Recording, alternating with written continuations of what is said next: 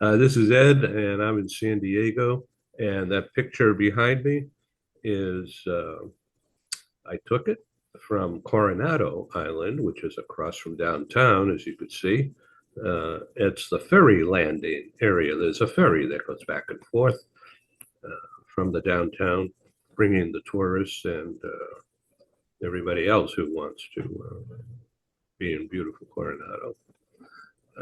Anyway, that's that scene.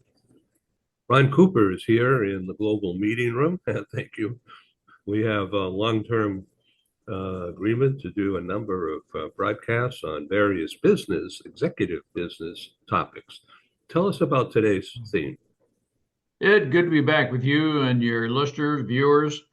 Last couple of sessions, we have spoken about trust and respect, which leads to, or I use the term engenders confidence in an organization. I'm going to relate it to a marriage as we continue into conversation, but confidence. I don't think you necessarily need to focus on and build confidence. I use the term engendered.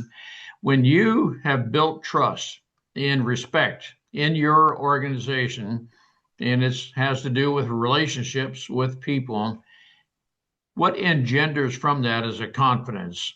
And Ed, I would say, in the context of confidence, I think it's the antithesis of worry in this context, meaning if an employee feels they have developed a very solid trust and respect with you, and they feel that is a foundational aspect of the culture of your company, family, either way, I think that person could legitimately say, if you were to ask them, well, are you confident that you will not be fired? Are you confident you will not have any unresolved conflict? And I think that person would likely say, no, I'm very confident. Now that you asked me about this, we don't spend a lot of time talking about it, but I'm very confident we will work through anything because my supervisor, those in charge of me, and we have a relationship. It is a culture that it's defines really who we are, what we're about. And so, no, I'm not worried about, I don't lose sleep over, but I do have confidence that no matter what unexpected might happen within the company, I feel very certain we're going to work through it. And I will not be thrown into the proverbial bushes. So, trust breeds psychological safety, and that breeds easier collaboration, right? Yes, for sure. Trust in, quite honestly, Ed, I think a lot of trust is a matter of, am I good for my word? What do I follow up with what I say I will do? Or do I just say things to you that you interpret as just being hollow because you, after a period of time, you collect enough what I call data points. I have made statements, but I don't follow through on them. And so you would have a right to, I believe, distrust me or wonder if you can trust me if I continuously say I will, but I don't follow through with that. So, as a strong male role, talking about you, Yeah. uh, anything but clarity and mission centered talk on a daily basis would come across, I'll repeat that, anything but the mission centered ambition and drive that you portray here right now. In the mindset of female employees, that's different than the mindset of the typical male employee. Uh, in hearing what you say and promote. Well, and that's an interesting statement you make, and Thank you. I'm very aware of women, and there are some women who would say my role is not in the house raising children; it's in corporate America, and there are any number of things. And So, Ed, I would say that I certainly respect a woman. My beliefs are founded on meritocracy, meaning you have merit. That your gender is is not a determining factor whether you are qualified for the position. I certainly respect that a male and females have different perspectives on different things, but the fact that you're male or female and whatever the percentages are, if you're serving in a male position, if you're competing for a male position, that certainly doesn't disqualify you that you would only be a part of the 10% type thing.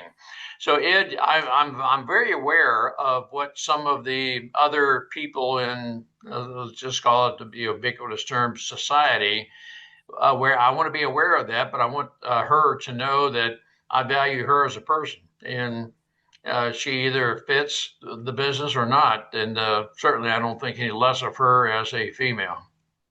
Do you advise companies? This is a general question, so please make it as specific in response as possible. Uh, I'm not aiming softball questions at you. I'm trying to get the picture out there.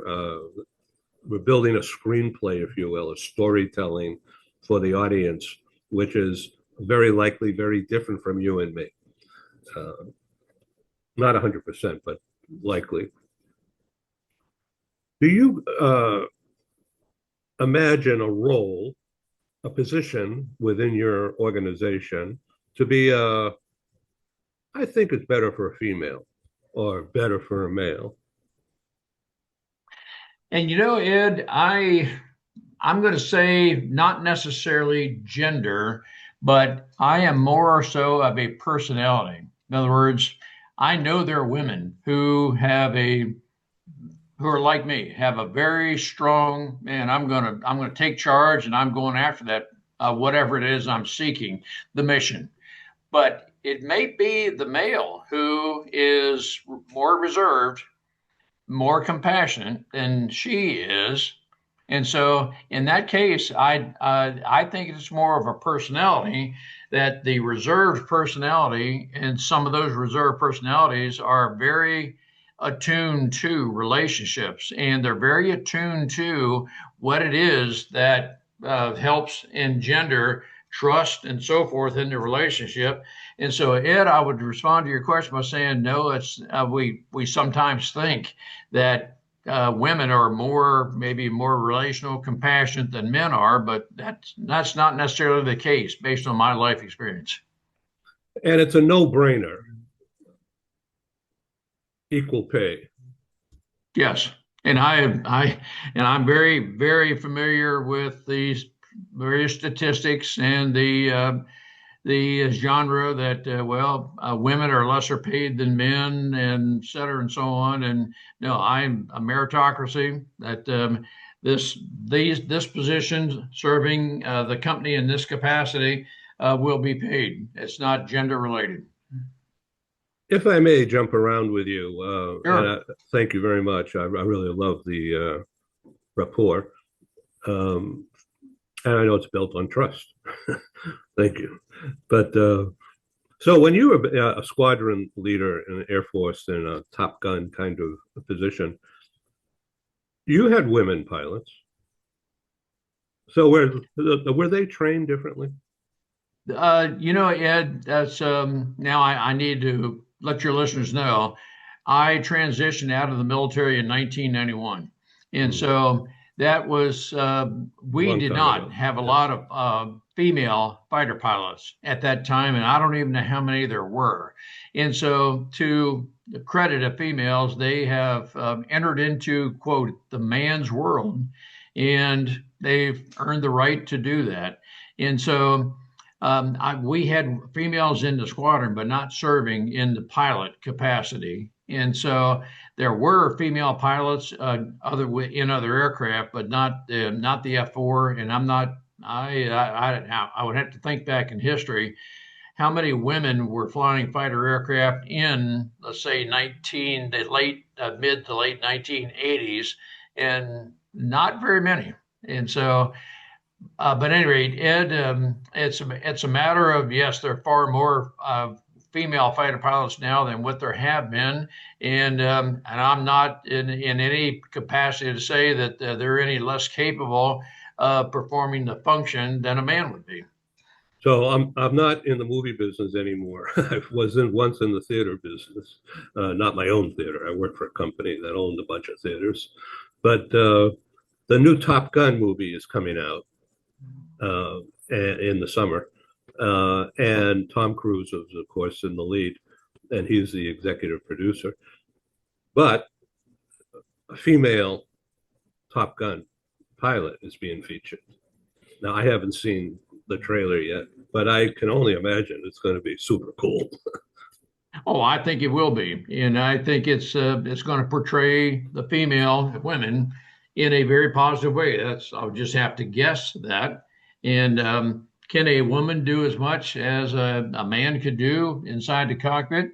I would have to say, as long as you have the ability to think critically, quickly, yes, the body basically functions the same. I mean, under pulling 8 Gs, there's what's known as G lock, G induced loss of consciousness.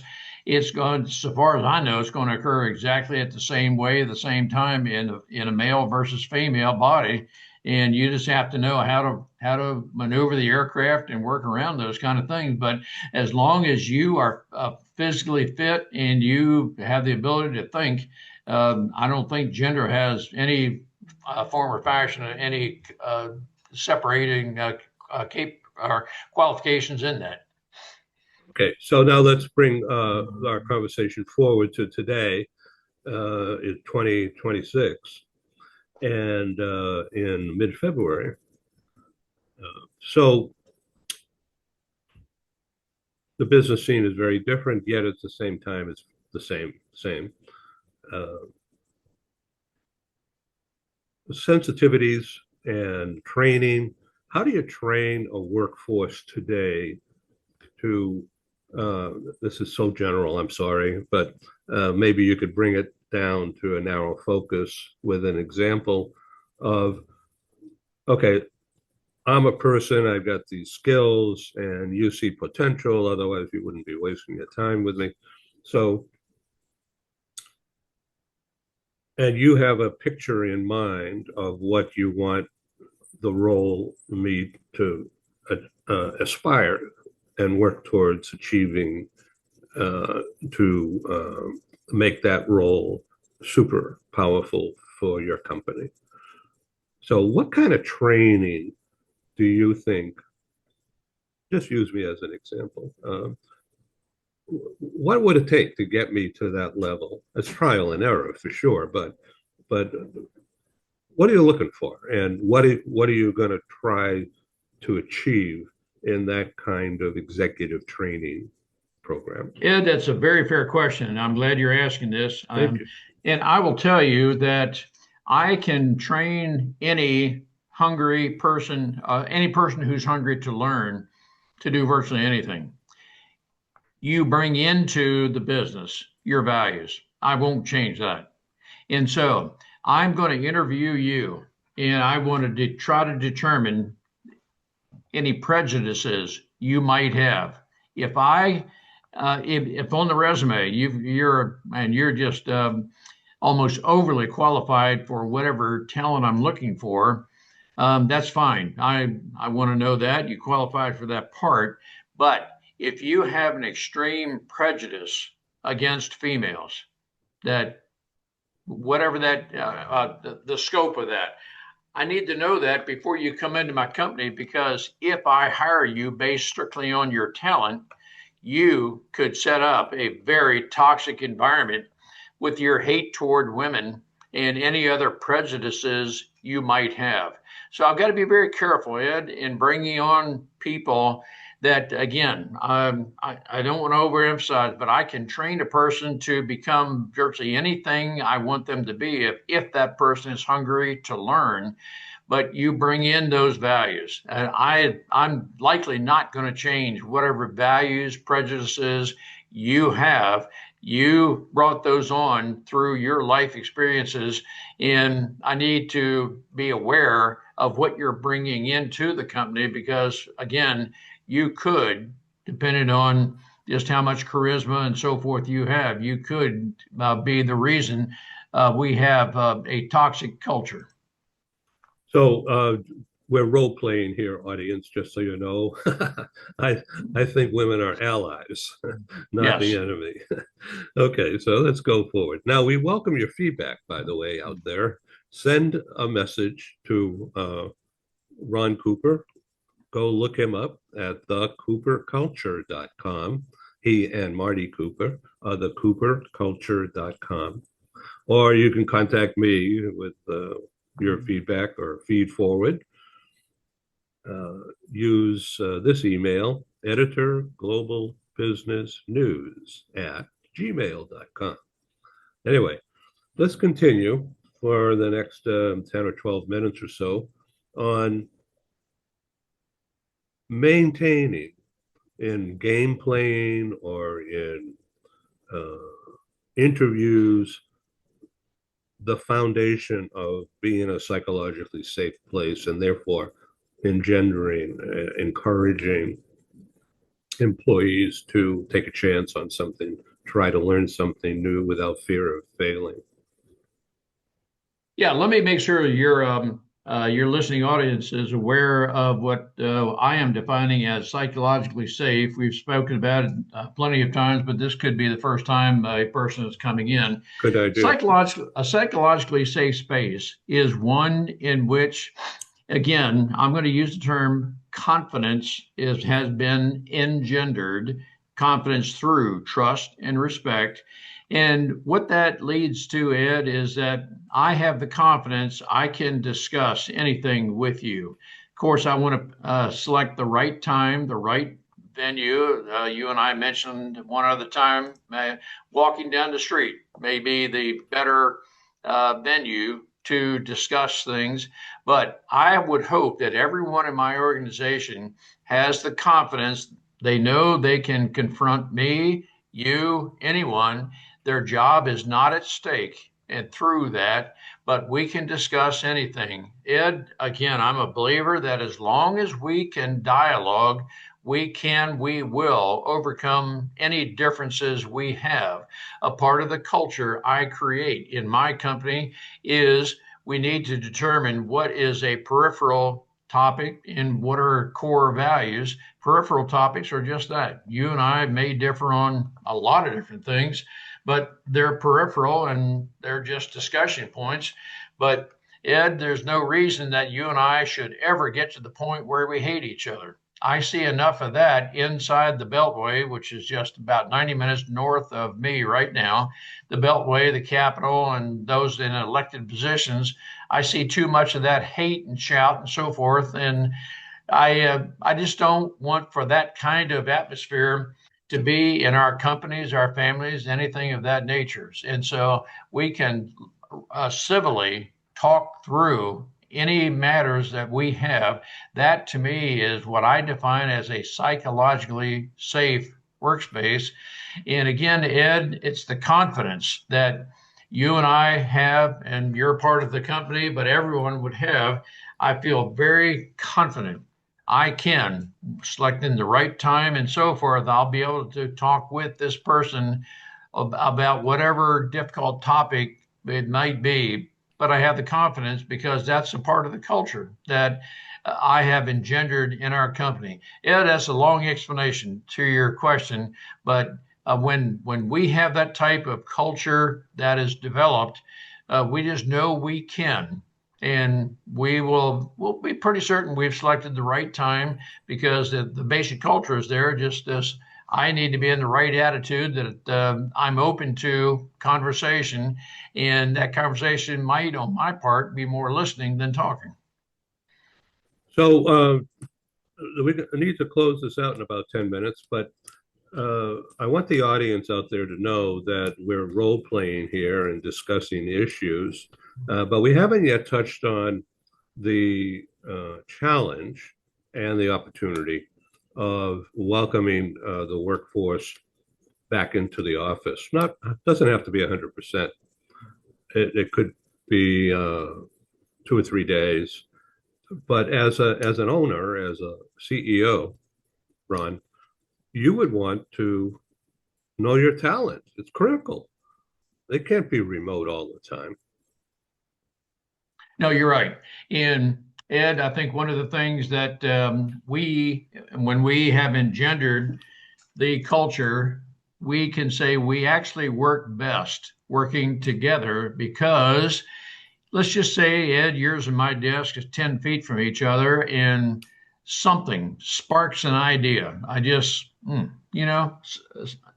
whatever it is, Ed, I may want to just swivel my head 90 degrees to the right and say, Ed, man, I just saw something here. It just triggered a thought. Ed, what do you think about? Now, if you are remote in your home, I can still ask the question, text, email, so forth, or it may be less inclined to make a phone call. But the fact that we're in the office, we're within voice distance of each other, I think does create an environment and atmosphere that is different than if we are operating in a remote location. Yes, some people are saying, well, gosh, I've got to travel and so forth, but if the environment, the culture is such that we should be able, I think, to function better as a group. But I would want to make certain that you're not here. Hopefully, I can do what I can to make sure you're not here begrudgingly. So let's take this a little further because you are in business now to be an executive coach at the top level of large companies and small companies too, but you are trained to and have trained yourself to work with large organizations. So what do you think of this idea? Hey, women, let's aim this at working women with kids at home. And if there's a spouse or partner, that person's not at home during the day. And so who's there to take care of the kids? Well, then there's going to be expenses of daycare, never mind the quality of it. And so would you as a boss figure out a mother incentive to pay increase, some kind of recognition in a practical way that this woman doesn't have to take care of the kids 24/7, but maybe should, and want to do that without being dreading. Oops, get so excited with this topic, my eyeglasses popped up. So would you say that is a good idea or just, hey, Ed, be quiet with that? Ed, I think that's a very operative topic that is occurring in a lot of families. I'll say as a very overarching foundational principle, I don't think there's any job more important than raising a family. That's the number one thing to do. Now, who is better, the male or female, to raise a family? I'm not here to tell you what within a family who the better person is, but with my belief that the most important job in the United States is to raise a family. It's not to the exclusion of the mission of work of the company, but how can we work the two together? And so I want the male or female to feel they have the opportunity to talk with me. And okay, let's just say they're homeschooling. Use that as one possibility. The worker wants to homeschool children, and for reasons that they have. And so we need to make sure that they have the proper education. One of us needs to be at home. And so what I'm going to try to do, Ed, is work with that person to ensure that the mission of the company is still accomplished and is complete. And how can we fold into or integrate the fact that you have a duty at home to raise your children? And so, Ed, I want to work with that family to try to give them the confidence And a lot of what we're talking about today is in the genre of confidence and within the workplace. I want for the people to have the confidence that, yep, I feel certain somehow, some way we can work through this to where the greater good, the company is not suffering and the family is benefiting as well. Is there a solution that ostensibly becomes a win-win? And I'm going to do everything I can to work within those parameters. I'm not a kind of person that says, well, you've got to be inside the walls right here because that's who it is. I want to work with each person and their individual family situations, because again, I'm a believer that there is a continuum between home and workplace. You don't leave at the door of the workplace any concerns you have at home. So that it's in that context where I know there's that continuum. That's excellent. And just a word to the audience out there, as a reminder, according to LinkedIn, they watch what I'm doing. I've been involved with LinkedIn for as long as they've been in business. I don't know how many years that is, probably close to 20 years, but more than 60%, according to them, more than 60% of the viewing audience of our programs since January 1 of this year, they say more than 60%, so somewhere like 61, 62, are in senior leadership roles. It could be CXO, it could be CHRO, it could be CFO, or it could be a senior manager in companies having more than 10,000 employees. No, I'm sorry, 1,000 employees. And in the high 30% of companies having more than 10,000. And our audience is global. However, most of the large companies in that regard, other than like Siemens or some big international oil companies outside of the US, they're all US centered, but they're very, very developed in Europe and Latin America and now even Asia. And they're watching this. And they are the ones who Ron Cooper is targeting. And you could tell that he knows his stuff and he's got years of experience and training. And I'm really honored to have Ron Cooper as a trainer, a leader of this series. I'm just a TV producer, but I listen and then I can ask questions. But it's about him, not me. And so if you want to reach out to Ron Cooper, Ron, what would be your email?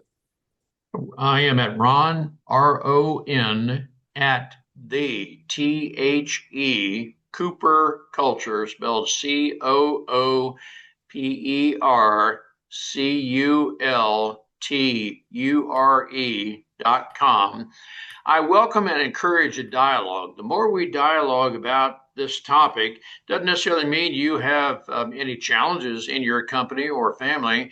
I like to share ideas, and I certainly am not trying to suppose I have the answers to. I know you have perspectives I don't. And so how you work through various challenges to develop a culture within your company or family, either or both, I'm very interested in learning from you, through you. We learn best through a dialogue. The CooperCulture.com. That's where to go deep here and understand the culture. So what is culture? The background, right? Culture is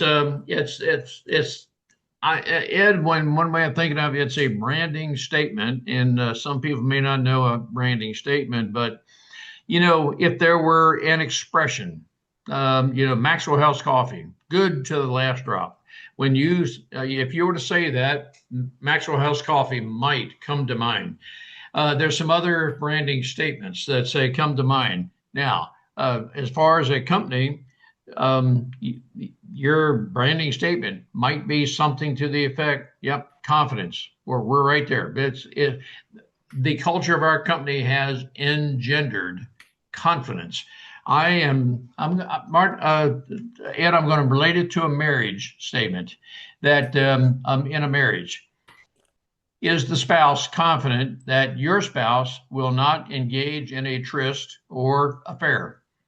Well, you're going to respond to that in some way. And I know that statement right there, just that hypothetical question, might engender a thought, ooh, when you put it in those terms, I don't know how confident I am.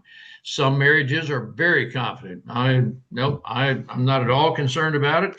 But there's some others. But if for those that are or are not confident, it has a lot to do with the culture, the stability, the confidence you have in your communications and commitment to each other. And in the context of commitment, that culture is one that I, as the senior leader, am committed to you and your welfare. We'll work together. Thank you very much for being on the show today and leading. And thanks for putting up with my questions. No, that's not putting up with. It's everything we discuss, Ed, is very pertinent. And one of my hopes is I'll stimulate thinking such that, yep, based on this conversation, I stimulated some thinking, but a call to action, one of those call to action could be we're having a dialogue. And if I have earned the right to establish a relationship with you and your company, let's talk about how I might be able to help you develop a culture of trust, respect, and confidence. And we'll see just I can promise you that will, for the for-profit companies, when the people and processes are in place, the profits will logically follow. So, out there in the audience, US and worldwide, we're looking for people to join us inside this global meeting room. For more than 5 years, I've been working to create a psychologically safe environment for business introductions to happen, conversations to begin, idea exchange in a safe environment. And this program is an example where that can happen. If you're interested in being a guest, there's never a registration fee. We're supported by advertising and sponsors and memberships. We don't want to have a toll gate on people enjoying the conversation. It's more important to build an audience. Thank you for watching the show. Reach out to Ron Cooper for more of his really dynamite information, but you can go see thecooperculture.com. It's easy to read, very colorful. Thank you, Ron. Thank you, Ed. Have a great day. I know. Signing off here in San Diego. Great.